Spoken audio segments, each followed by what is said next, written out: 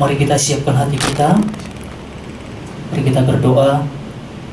Kami sungguh mengucap syukur Tuhan buat pagi hari ini, buat kasih setiamu yang melimpah di dalam kehidupan setiap kami. Dan pagi hari ini Tuhan juga kami datang untuk belajar bersama-sama tentang kebenaran firman-Mu. Kami percaya biarlah Roh-Mu memampukan setiap kami Tuhan untuk menangkap apa yang menjadi isi hati-Mu di dalam kehidupan setiap kami. Terima kasih Roh Kudus, Engkau juga mengurapi hamba-Mu yang terbatas ini Tuhan, supaya hamba-Mu boleh menyampaikan sesuai dengan apa yang Tuhan mau dalam kehidupan setiap kami. Terima kasih Roh Kudus. Setiap kita yang siap belajar firman Tuhan, bersama-sama katakan amin. Puji nama Tuhan. Shalom, selamat pagi Bapak Ibu. Saya percaya bahwa kasih karunia Tuhan senantiasa menyertai setiap kita semua. Nah, pagi hari ini kita akan belajar bersama-sama tentang kebenaran firman Tuhan. Pesan Tuhan berbicara tentang ketika musuh mengelilingi. Mazmur 3 ayat 1-9, tetapi saya akan bacakan ayat 1 sampai ayat yang kedua Bapak Ibu.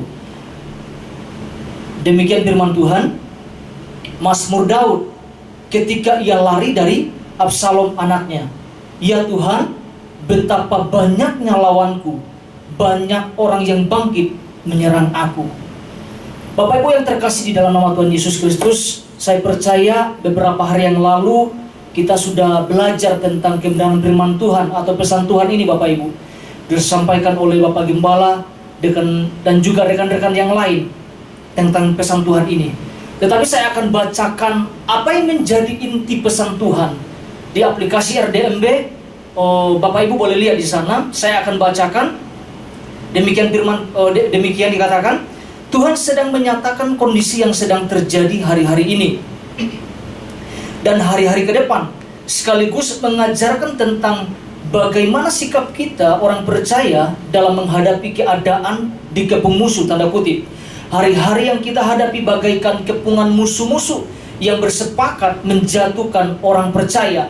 Dan seringkali masih banyak didapati sikap orang percaya yang kurang tepat di dalam menghadapi musuh-musuh. Contohnya adalah memperlakukan musuh sebagai teman dan memperlakukan teman sebagai musuh. Kadang-kadang suka terbalik Bapak Ibu. Kadang-kadang gak sesuai dengan tempatnya, kan seperti itu. Nah, pagi hari ini kita akan belajar bersama-sama dari seorang tokoh yang bernama Daud. Kita akan belajar prinsip-prinsip apa yang Daud bangun sehingga ia mampu melewati setiap kepungan musuh yang ia hadapi dalam kehidupannya. Pagi hari ini ada dua prinsip yang dapat kita pelajari bersama-sama. Prinsip yang pertama, mari kita lihat firman Tuhan, Mazmur pasal 3 ayat yang ke-7. Ada sesuatu yang menarik di dalam ayat ini Bapak Ibu. Mazmur 3 ayat 7, firman Tuhan berkata, aku tidak takut kepada puluhan ribu orang yang siap mengepung aku. Saya akan ulangi. Kalau di internetnya di 3-7. Aku tidak takut kepada puluhan ribu orang yang siap mengepung aku. Yang saya renungkan dari ayat ini adalah bahwa ungkapan Daud ini bukan ungkapan biasa-biasa Bapak Ibu. Dan bukan pula ungkapan untuk hanya menggretak lawan. Tetapi ungkapan ini lebih menunjukkan tentang apa? Tentang kekuatan Daud kepada pihak-pihak musuh yang mengepung dia, yang mengepung Daud pada saat itu Bapak Ibu. Dari ayat 7 ini ada kalimat yang begitu luar biasa. Dikatakan apa? Aku tidak takut. Buat saya ketika saya renungkan ini bukan perkataan biasa-biasa Bapak Ibu. Kata aku tidak takut ini memiliki kekuatan yang luar biasa, punya power. Dari kata inilah aku tidak takut menunjukkan tentang tiga hal ini yang saya akan bahas Bapak Ibu. Yang pertama gini. Yang pertama adalah menunjukkan tentang keberanian Daud menghadapi musuh-musuhnya. Kalau kita bandingkan dari ayat 1, ayat pertama dikatakan apa? ketika Daud lari dari Absalom, anaknya. Saya mau sampaikan bukan berarti Daud takut dan pengecut pada saat itu ketika ia lari dari Absalom anaknya, Bapak Ibu. Justru di ayat 7 Daud menunjukkan tentang siapa Daud sesungguhnya di hadapan Tuhan, bahkan di hadapan para lawan-lawannya. Justru Daud berani. Justru Daud tidak takut. Apa yang membuat Daud berani, Bapak Ibu? Apa yang membuat Daud tidak takut menghadapi musuh-musuhnya? Jawabannya ada di ayat yang keempat. Dikatakan apa? Tetapi Engkau Tuhan adalah apa? Perisai yang melindungi aku. Daud percaya bahwa Tuhan di pihak Daud. Dan Daud percaya bahwa Tuhan di pihak Daud dan Daud di pihak Tuhan. Seperti itu, Bapak Ibu. Itulah yang membuat Daud itu berani menghadapi, mengucapkan kata-kata aku tidak takut. Seperti itu, Bapak Ibu. Dalam Roma pasal 8 ayat 31b mengatakan, jika Allah di pihak kita, siapakah yang akan melawan kita? Tidak ada seorang pun yang sanggup melawan kita. Tidak ada satupun seorang yang sanggup melawan orang-orang yang ada di pihak Tuhan. Ini yang terjadi, Bapak Ibu. Artinya, pertama adalah keberanian Daud menghadapi musuh-musuh. Itu 1A, sorry. Yang kedua, kita akan pelajari, aku tidak takut menunjukkan tentang yang kedua ini. Tentang deklarasi iman. Sesuatu yang diperkatakan, sesuatu yang diucapkan, sesuatu yang diperdengarkan, Bapak Ibu. Umumnya gini ya Bapak Ibu ya, kalau seorang dalam ketakutan, biasanya apa sih yang dilakukan orang-orang pada umumnya? Pasti ada sesuatu atau memperkatakan sesuatu kan? Contoh gini, kalau seseorang dalam ketakutan Bapak Ibu, biasanya dia mengucapkan tentang janji-janji Tuhan. Ya, contohnya seperti percaya bahwa perlindungan Tuhan itu nyata, Tuhan tidak akan pernah tinggalkan, Tuhan akan selalu membentengi kita dan sebagainya. Kata-kata itulah yang kita harus ucapkan ketika mungkin orang-orang percaya sedang mengalami ketakutan di dalam kehidupannya. Siapa sih yang tidak pernah mengalami ketakutan, Bapak Ibu? Saya pernah mengalami ketakutan. Tetapi kebiasaan yang saya lakukan adalah ketika ada himpitan, ketika ada ketakutan yang terjadi dalam kehidupan saya memperkatakan sesuatu yang membangkitkan iman saya kepada Kristus. Karena itu dapat memberikan kita kekuatan bahwa perlindungan Tuhan itu nyata, bahwa pertolongan Tuhan itu nyata, bahwa Tuhan tidak pernah meninggalkan setiap kita sebagai anak-anaknya, Bapak Ibu. Tapi perlu kita ucapkan, kita perlu deklarasikan iman kita lewat perkataan-perkataan yang membangun tentunya. Perkataan-perkataan yang punya dasar, yang memiliki nilai janji Tuhan di dalamnya. Tuhan kan berjanji Bapak Ibu, bahwa Dia akan menyertai kita sampai kepada akhir zaman. Artinya apa Bapak Ibu? Tuhan tidak akan pernah meninggalkan kita. Tapi kadang-kadang kita mengalami ketakutan.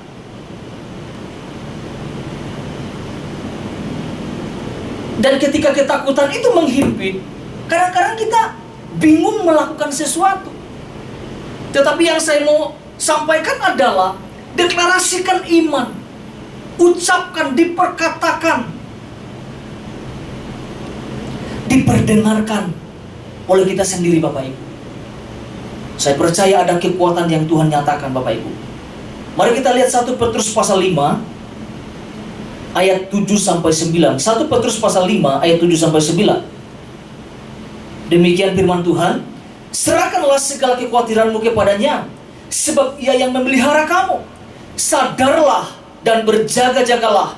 Lawan musuh iblis berjalan keliling sama seperti singa yang mengaum-ngaum dan mencari orang yang dapat ditelannya. Ayat 9, firman Tuhan mengatakan, lawanlah dia dengan iman yang teguh, sebab kamu tahu bahwa semua saudaramu di seluruh dunia menanggung penderitaan yang sama. Di ayat 7 mengatakan, serahkanlah segala kekhawatiranmu, serahkanlah segala ketakutanmu. Kepada siapa kita harus menyerahkan segala kekhawatiran kita, ketakutan kita? Kepada Tuhan, kepada Kristus itu sendiri, Bapak Ibu.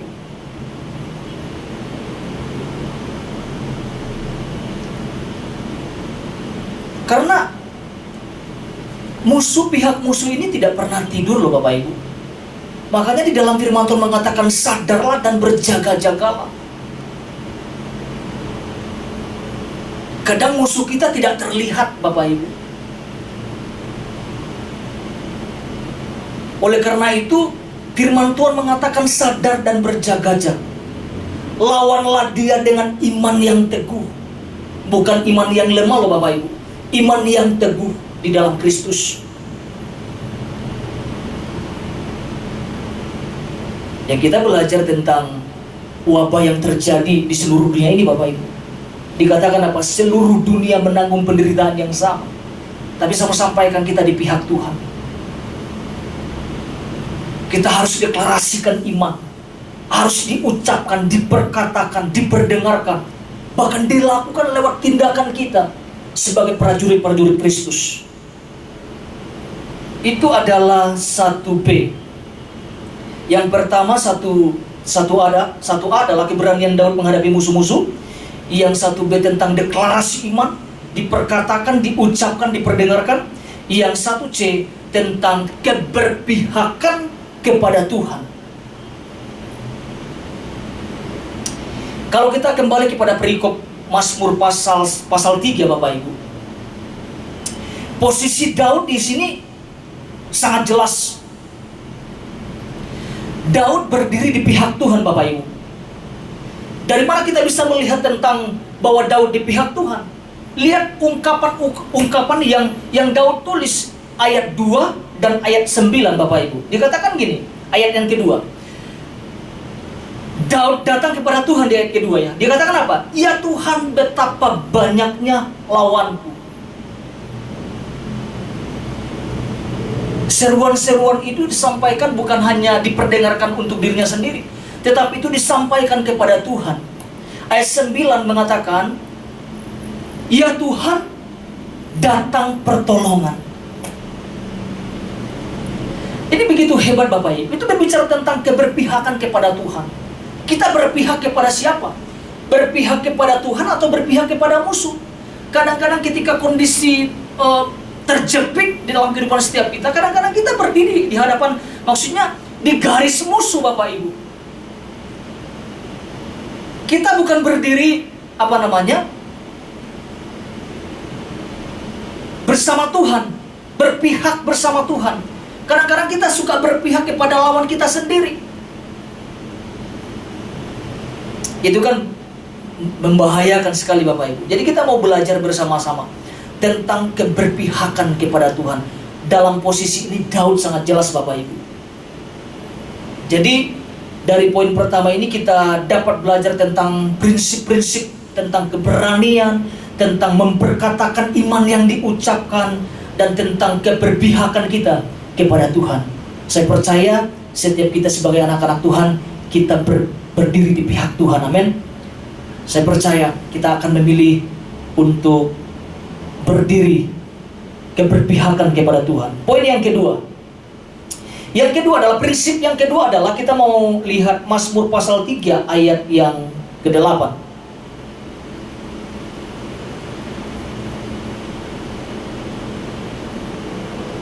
Mazmur 3 ayat 8 dikatakan, bangkitlah Tuhan, tolonglah aku ya Allahku. Ya Engkau telah memukul rahang semua musuhku dan mematahkan gigi orang-orang fasik. Yang menjadi fokus pembahasan kita adalah kata bangkitlah Tuhan, tolonglah aku ya Allahku. Bapak Ibu yang terkasih dalam nama Tuhan Yesus, ungkapan ini bukan berarti Daud lemah Bapak Ibu. Ungkapan ini bukan berarti Daud tidak bisa berbuat apa-apa terhadap musuh-musuhnya. Kalau kita belajar tentang dari pengalaman hidup Daud, Daud adalah pribadi yang tidak pernah takut terhadap musuh-musuhnya. Kita tahu tentang kisah Bapak Ibu ketika Goliat menantang pasukan Israel, Bapak Ibu. Apa yang terjadi? 1 lawan 1. Apa yang terjadi, Bapak Ibu? Pasukan Israel itu undur, Bapak Ibu, lari. Tetapi di situ ada yang menarik. Apa yang menarik? Daud ada di situ pada saat itu. Ketika Goliat berkoar-koar untuk menjatuhkan pasukan-pasukan Israel pada saat itu, apa yang terjadi? Daud maju, yang lain mundur, tetapi Daud maju, Bapak Ibu. Daud itu tidak punya pengalaman dalam berperang seperti prajurit berperang, Bapak Ibu. Pengalaman Daud itu ketika dia mengembalakan kambing domba 2-3 ekor. Tetapi di sini kita bisa melihat tentang keberanian Daud menghadapi Goliat pada saat itu. Gak gampang orang yang terlatih saja mundur. Ini orang yang tidak terlatih tetapi maju melawan Goliat. Termasuk Saul mundur, Bapak Ibu.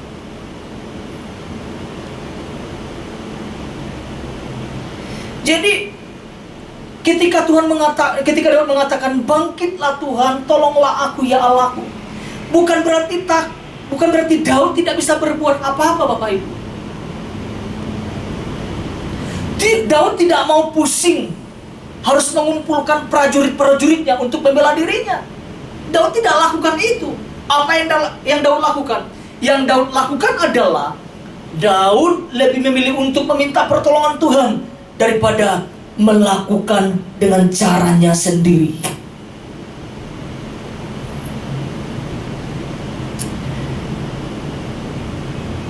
Kadang-kadang Bapak Ibu, ketika musuh menghimpit seseorang atau orang-orang percaya, apa sih yang umumnya yang dilakukan, Bapak Ibu? Kalau saya pelajari, kalau boleh saya renungkan, Bapak Ibu, umumnya ada banyak orang melakukan dengan caranya sendiri, bukan dengan cara Tuhan. Dengan kekuatannya sendiri, bukan dengan kekuatan Tuhan. Tetapi Daud mengajarkan tentang prinsip ini. Ketika Daud dikepung musuh, apa yang Daud lakukan? Dia datang meminta pertolongan kepada Tuhan, Bapak Ibu. Ini sesuatu yang dahsyat. Kalau kita pelajari Daud ini posisinya masih sebagai raja, Bapak Ibu. Sangat mudah mengumpulkan mungkin ribuan prajurit, mungkin puluh ribuan prajurit untuk apa? Melawan musuh-musuhnya. Tetapi Daud tidak melakukan itu. Yang Daud lakukan adalah dia datang berseru kepada Tuhan. Dia meminta pertolongan Tuhan di dalam kehidupannya. Saya percaya, Bapak Ibu, ketika Daud datang kepada Tuhan, apa yang firman Tuhan katakan? Ya, engkaulah telah memukul rahang semua musuhmu dan mematahkan gigi orang-orang fasik. Dahsyat banget, Bapak Ibu. Engkau telah memukul rahang semua musuhku. Pada saat Daud meminta pertolongan Tuhan, itu nyata, Bapak Ibu. Itu dahsyat. Bagaimana Tuhan membela Daud pada saat itu. Karena kenapa? Daud datang sama Tuhan, meminta pertolongan Tuhan, bukan pakai caranya sendiri, bukan pakai kekuatan Daud sendiri. Daud tidak menggunakan kekuatan militernya pada saat itu, karena ada banyak pasukan-pasukan prajurit. Tetapi Daud lebih memilih untuk meminta pertolongan Tuhan.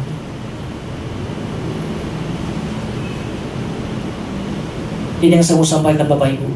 Ketika musuh menghimpit, menggepung kita, apa yang kita mau lakukan? Dari prinsip ini kita belajar.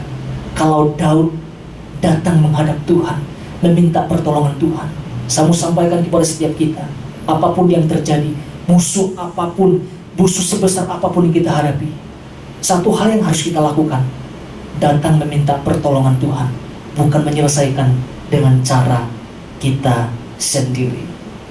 Jadi prinsip yang kedua yang dapat kita pelajari bersama-sama, ketika musuh mengelilingi kita, yang harus kita lakukan adalah datang meminta pertolongan Tuhan, bukan menyelesaikan dengan apa?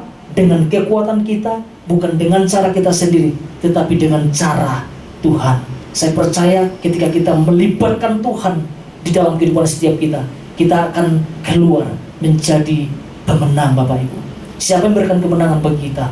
Bukan kita, bukan karena kuat dan gagah kita, tapi Tuhan yang memberikan kemenangan tersebut di dalam kehidupan setiap kita.